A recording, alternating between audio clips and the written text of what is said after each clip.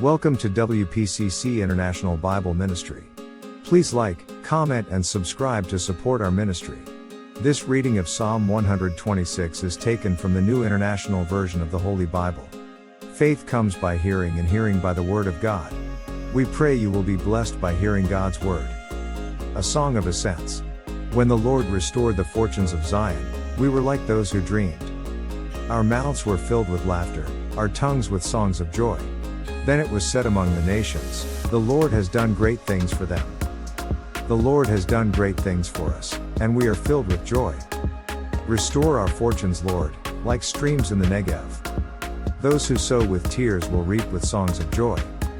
Those who go out weeping, carrying seed to sow, will return with songs of joy, carrying sheaves with them. Thanks for watching. Please like, comment, subscribe and share this video to spread God's Word. May God the Father be glorified, through His Son Jesus, in the power of the Holy Spirit. Amen, and amen.